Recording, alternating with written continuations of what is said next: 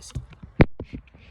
Hi there, my name is Selena Osco, and I'm going to be talking about the paradigm, which is conflict, and the theory, which is mono-casual theory. Conflict comes from Karl Marx, which is the idea that society is always at odds due to competition for limited resources. And in this case, that limited resource is going to be the equal justice within the justice systems. And then mono-casual theory is the idea that society is always going to value economic status over anything else within it, and the idea that our society has created a huge divide between the wealthy and the unwealthy. So with these two things, I'm going to be using them to discuss the ways in which injustice is shown in the judicial and the justice systems. The wealthy are often treated better through having better lawyers, better treatment, and better punishments. These things cause conflict among the different social classes, not within just our society, but within the actual systems that they are in. It creates those divides in there too. And then it also proves that our society and people value the wealthy by treating them better than the lower individuals. It's just a very clear example of that.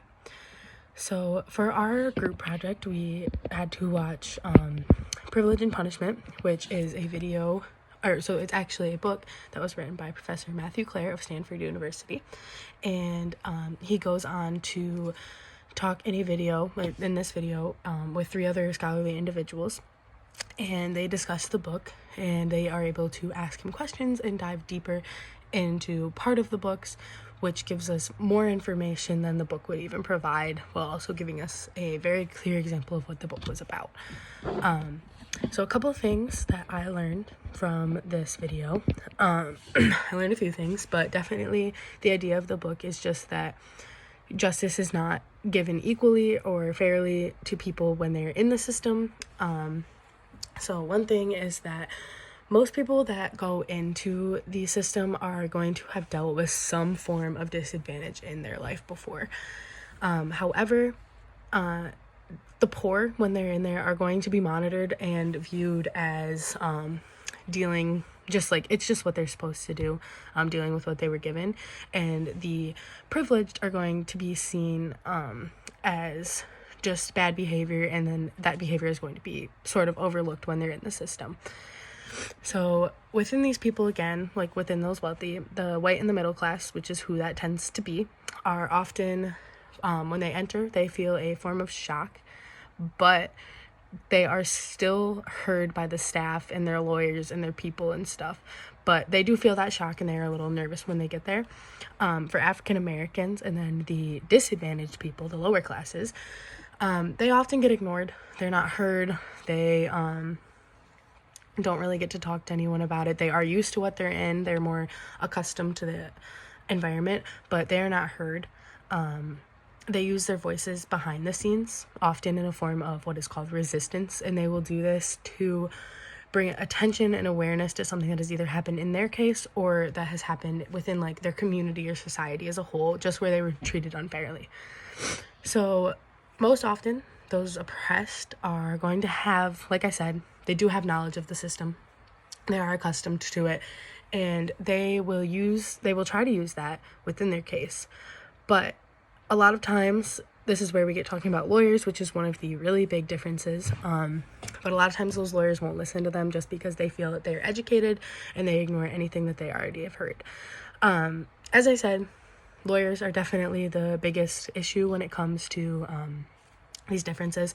So the lawyers, there's different kinds: public defenders, private, and then there is private, court-appointed and conventional private. And the difference in these is that the first two are not paid hourly. They're paid by the government, and they are given to people for free, versus the last one is paid hourly, and that is often what's given or taken by private clients.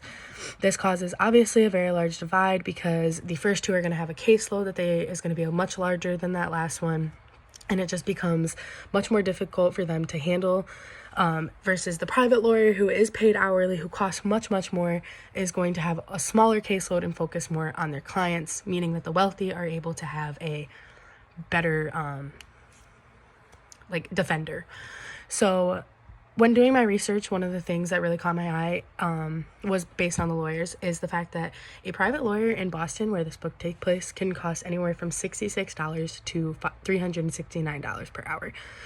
66, I know, doesn't seem like a lot, but the 369 obviously is a very large number, and it makes it very difficult for anyone who is under like not able to pay that. Makes it very, very hard for them to be able to do that.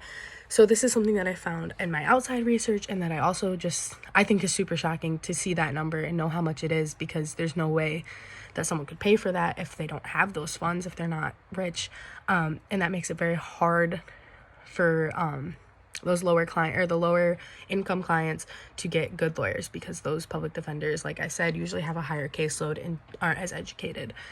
And another thing that really surprised me is that the idea that people, when people are sitting in jail waiting, that they could be waiting for a very long time for something they didn't do because they're unable to pay the bail, versus someone who was able to pay the bail, they're going to be able to get out possibly for a crime they did do. That could be murder or anything, versus someone who didn't even do a crime that has to sit in jail and wait for it because they couldn't pay that bail. So through this video and through this book and through all of my research, you can truly just see that in the system, there's not equal treatment towards the wealthy and the unwealthy in those different classes, simply because they are not allowed to have the same resources.